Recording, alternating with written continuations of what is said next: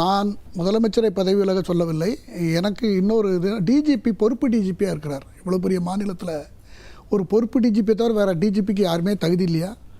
அதே அவர் பொறுப்பு டிஜிபியாக போட்டு வச்சுருக்கிறது. அவரையும் பதவி விலகினாத்தால் அது சரியாக இருக்கும். ஒன்று, நான் முதல்ல இந்த இறந்த 41 உயிர்களுக்கும் என்னுடைய அஞ்சலியை நம்முடைய சார்பில் நான் தெரிவித்துக் கொள்கிறேன். தொலைக்காட்சிகளை பார்த்தா 2 நாளாக சரியாக சாப்பிடக்கூட முடியல. குழந்தையை இழந்த தாய், கணவனை இழந்த மனைவி, தகப்பனை இழந்த மகன், மகள், ஒவ்வொருவரும் வடிக்கிற கண்ணீர் நம்மெல்லாம் ஒரு குடும்பத்தோடு இருக்கிறதுனால அது ரொம்ப வேதனையாக இருக்கிறது. அந்த வேதனை, அவர்களை இறந்தவர்களுடைய ஆன்மா சாந்தி அடைய வேண்டும். காயப்பட்டவர்கள் மருத்துவமனையிலிருந்து அவர்கள் நல்ல குணமடைய வேண்டும் என்று நாம் இறைவனை பிரார்த்திப்போம். இப்போது விஜய் 8:45 மணிக்கு அங்கே டைம் கொடுத்துட்டு இங்கே 8:45 மணி வரைக்கும் வீட்டில் இருந்திருக்கார் சென்னையில். ஹெலிகாப்டர் அவர் ஃப்ளைட்டில் போனாலும் 1 ஹவர், அங்கேருந்து ஒரு 2 ஹவர்ஸ், 1.5 மணி நேரம் ஆகும், 2.5 மணி நேரம் ஆகும். அந்த 2.5 மணி நேரம் ஆகுங்கிறது எல்லாத்துக்கும் தெரியும். அப்படி தெரிஞ்சிருந்தாலும் அது மக்களை கூட்டி வச்சுக்கிட்டு அவ்வளோ அசாதாரணமான முடிவுகள். அவர் ஏற்கனவே மதுரையிலும் அந்த முடிவு தான் எடுத்தார். அது அவர் தவறு. அந்த கேரக்டரே ரொம்ப தவறு. அந்த எண்ணமே தவறு. அங்கே வந்தால் மேலே கூடி வர்றவங்க போகிறவங்க இருக்கிறவங்க இந்த கூட்டத்தால் மற்றவங்க செயல்படாமல் போய் எல்லா இதுவும் வந்திருக்கிறது. அது அவர் மேலே தவறு. அதை யாருமே அது நியாயப்படுத்தலை. எந்த அரசியல் தலைவர்களும் அந்த முறையை ஃபாலோ பண்ணக்கூடாது, பின்பற்றணுங்கிறது ரைட்டு. அந்த காலத்துலலாம் நிறைய பேர் தலைவர்கள்லாம் போனது டைம் ஆகிருக்கு, லேட் ஆகிருக்கு. அன்றைக்கி காலம் வேறு, இன்றைக்கி இருக்கிற காலகட்டம் வேறு. இன்றைக்கி எல்லாம் ஒரு ஃபோனில் எல்லாமே கான்டாக்ட் பண்ணி எல்லோரும் அந்தந்த இடத்துக்கு அந்த டைமில் வந்துடுவாங்க. அந்த டைமில் வந்திருந்தால் பாதுகாப்பு குறைபாடுகள் இல்லாமல் பண்ண முடியும், எல்லா வேலைகளும் பண்ண முடியும். ஆனாலும் அரசாங்கம் அவர் கேட்ட இடத்தை ஒதுக்கவில்லை. அவர் கேட்ட, இப்போ எனக்கு கரூரில் பற்றி எனக்கு நல்லா தெரியும். எனக்கு அங்கே ஒரு ப்ராப்பர்ட்டி இருந்தது, அதனால் எனக்கு அங்கே அடிக்கடி போகிறது உண்டு. கரூர்லேருந்து திருச்சி போகிற ரோட்டில் நிறைய இடைவெளி ஏகப்பட்ட இடங்கள் இருக்கிறது. எங்கே யார் கேட்டாலும் இப்போ மதுரையில் கொடுத்தது போல் இடம் கொடுக்க முடியும். அதெல்லாம் பண்ணியிருக்கணும். ஆனால் இவங்களை கேட்குறதுக்கு அந்த மாதிரி இடத்த அவங்க கொடுக்கல. அந்த வேலுச்சாமிபுரம் என்ற இடம் ஒரு 3000 பேருக்கு மேலே அதில் கூட முடியாது. அந்த இடத்தினுடைய கெப்பாசிட்டி அவ்வளோதான். அந்த இடத்துல இவங்களே 10,000 பேர் அங்கே கூட முடியும்னு சொல்லி 10,000 பேர் கூடுவாங்க அவங்க சொன்னதுனால அவங்க 3-4 இடத்த அவங்க சொன்னாங்க. அந்த உழவர் சந்தை அந்த இதெல்லாம் 2-3 இடத்த சொன்னாங்க. ஆனால் போலீஸ் கடைசியாக, ஏன்னா நாள் தள்ளிக்கிட்டே போகிறது, என்னதான் ஆயிடக்கூடாதுங்கிறதுக்காக அதை ஒத்துக்கிட்டு இருக்கிற மாதிரி தான் எனக்கு கிடைச்ச தகவலை வச்சு நான் சொல்கிறேன். அந்த இடத்த முதல்ல போலீஸுக்கு தெரியும், இன்டெலிஜென்ஸுக்கு தெரியும் அந்த இடத்துல. ஏன்னா இவர் ஏற்கனவே நம்முடைய நண்பர் கல்யாண சுந்தரம் சொன்னது போல் கடந்த 2 கூட்டங்களில் கட்டுக்கடங்காத கூட்டம் வந்ததை நம்ம பார்த்துருக்கோம். அப்போது இது ஆர்கனைஸ்டு க்ரௌடுன்னு நம்ம சொல்ல முடியாது. அவர் இப்போ தான் அரசியல் கட்சிக்கு வந்திருக்காரு. தேர்தலில் அவர் இன்னும் ப்ரூவ் ஆகலை, மக்கள் வாக்களிக்கலை, அவரோட தலைவராக மாறல, எம்எல்ஏவோ எம்பியோ அந்த கட்சியில் யாருமே கிடையாது. அவர் இப்போ ஒரு ஆர்கனைசராக தான் வந்துக்கிட்டு இருக்கிறார்.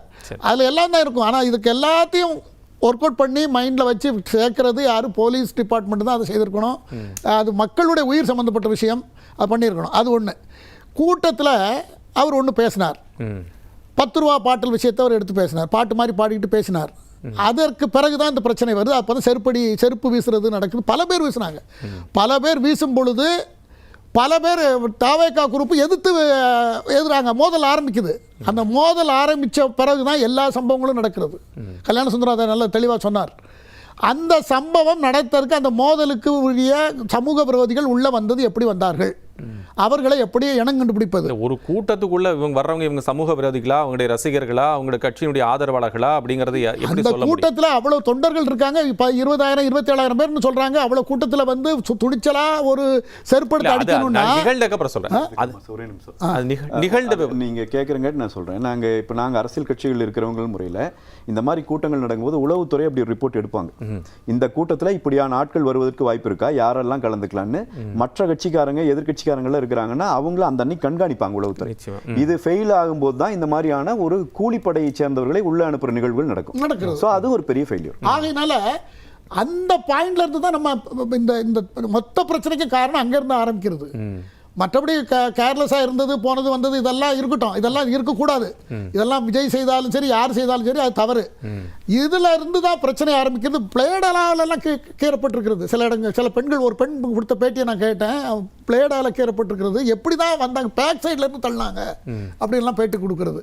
அப்போ இந்த சம்பவங்கள் அந்த இடத்துல மேலே நின்று பார்க்கக்கூடிய திரு விஜய் அனைவரையும் பார்க்கக்கூடிய பொசிஷனில் இடத்துல நிற்கக்கூடியவர் கொஞ்சம் அந்த ஆசுவாசப்படுத்தி இருந்திருக்கலாமோ, ஒரு இடத்துல நின்று பண்ணியிருக்கலாம், செஞ்சிருக்கலாமோ அப்படிங்கிற ஒரு கேள்வியும் வைத்திருக்கு. ஏன் ஒரு பதட்டத்தில் அவரே பாதியில முழுமையாக பேசாமல் ஆதவ் அர்ஜுனா அவர்கள் ஏதோ சொல்கிறார், இவர் உடனே கீழே செய்கிறார், 9 வயது சிறுமியை இது போன்ற ஒரு விஷயங்கள் நடக்கிறது. அதே மாதிரி அந்த கிரௌடு பாத்தீங்கன்னா ஒரு அலைமோன்று இருக்கு. ஆமா, அதுதான் அந்த அலைமோதல்னு சொல்றீங்க பாத்தீங்களா, அப்பதான் அந்த பிரச்சனை ஸ்டார்ட் ஆகுது. அப்பதான் எங்க இருந்தோ தள்ளுறாங்க, பேக் சைடுல இருந்து தள்ளுறாங்கன்னு ஒரு லேடி பேட்டி கொடுக்குறது சம்பந்தமே இல்லாம. சரி, ஆகையினால இதுல சதிவலை விரிக்கப்பட்டிருக்கிறது என்பது எல்லாருடைய அரசியல் கட்சி தலைவர்கள் எல்லாருடைய கருத்தாக இருக்கிறது.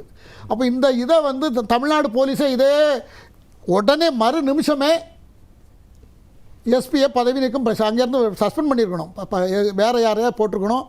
டிஜிபியை இதுக்கு காரணம் இவ்வளோ 41 சம்பவங்கிறது எனக்கு ஞாபகம் நான் ஒரு வரலாற்றாளனா என்ன பார்க்குறேன்னா எனக்கு ஜாலியன் வாலாபாத் படுகொலை தான் எனக்கு ஞாபகம் வருகிறது. ஜாலியன் வாலாபாத் படுகொலை தான் இப்படி குண்டடிக்கும் போது தப்பி ஓடினவங்க விழுந்து செத்தது மாதிரி தான் நடந்தது. இங்கேயும் அது நடந்திருக்கிறது. எல்லாரும் கூட்டத்துக்கு பயந்துக்கு லைட்டு ஆஃப் பண்ணி எப்படியாவது தப்பிச்சு போகணும்னு போய் ஒருத்தர் மேலே ஒருத்தர் விழுந்து மிதித்து குழந்தைகள்லாம் அதில் இறந்துருக்கிறது.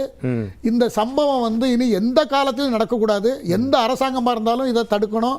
அரசியல்வாதிகளுக்கு, அரசியல் கட்சிகளுக்கு இந்த கூட்டத்துக்கு வேண்டாம், டிவியை பயன்படுத்துங்க, தொலைக்காட்சி இப்போ நிறைய இருக்குது. அந்த காலத்தில் தான் இந்த பழக்கங்கள்லாம் அந்த காலத்தில் ஏற்படுத்தப்பட்ட பழக்கம். நான் இப்போ பிரசன்ஸ் ஆஃப் மைண்டோட சொல்கிறேன். அந்த காலத்தில் ஏற்படுத்தப்பட்ட நேரடியாக சந்திக்காமல் எப்படி நேரடியாக என்ன சார் சந்தி எல்லாமே இப்போ நம்ம பேசுறதை இப்போ நம்ம பேசுறதை மக்கள் கேட்க போறாங்க. நம்ம பேசுறத இப்போ மக்கள் நம்ம டிவியில் பார்த்தோம்னா நம்மளை விட நம்ம டிவியை நம்ம பேசுனதே கேட்கும்போது அழகாக கேட்க முடியும். இல்ல, ஒரு மனித உணர்வுங்கிறது நேரடியா சந்திப்பு ஏற்படும்போது பிரச்சனை. அதனால எல்லா கட்சி தலைவர்களும் அந்த தொகுதிக்கு போறாங்க.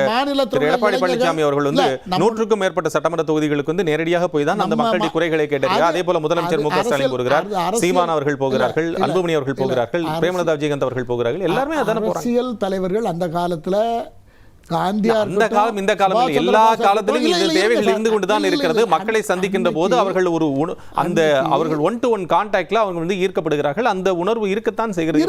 இருக்கு சார். இப்போ சினிமா நடிகர்கள் இப்போ கீர்த்தி சுரேஷ் எடுத்துக்கங்க. கீர்த்தி சுரேஷா இருக்கட்டும், நம்ம த்ரிஷாவா இருக்கட்டும், இவங்கெல்லாம் கூட நான் ஒரு சம்பவத்தை உங்களுக்கு சொல்றேன். ஒரு 3 வருஷத்துக்கு முன்னால நான் திருப்பூர்ல இருந்து வந்துகிட்டு சேலம் வழியா வரும்பொழுது த்ரிஷா ஒரு துணிக்கடை திறக்கிறதுக்கு வந்திருக்காங்க, ஒரு நகைக்கடை.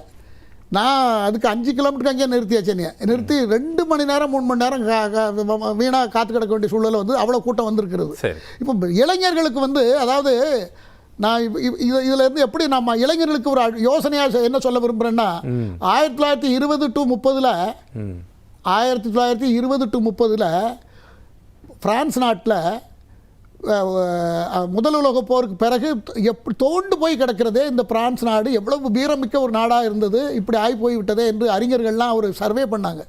அந்த சர்வே பண்ணும்போது என்ன நடந்ததுன்னா, நாடக கூடங்களும் சினிமா கொட்டைகளாலும் தான் இந்த இளைஞர்களுக்கு இந்த நிலைமை ஏற்பட்டது. இவர்களுக்கு நாட்டுப்பற்று இல்லாத போனது காரணம் இந்த சினிமாவும் டிராமாவும் தான் அப்படின்னு ஒரு கருத்தை வெளியிட்டாங்க. கருத்து வெளியிட்ட உடனே 40% சினிமா தியேட்டர்களை கொளுத்த ஆரம்பிச்சிட்டாங்க அங்குள்ள இளைஞர்கள். ஏன்னா நாடு எல்லாத்தோட உயர்ந்தது.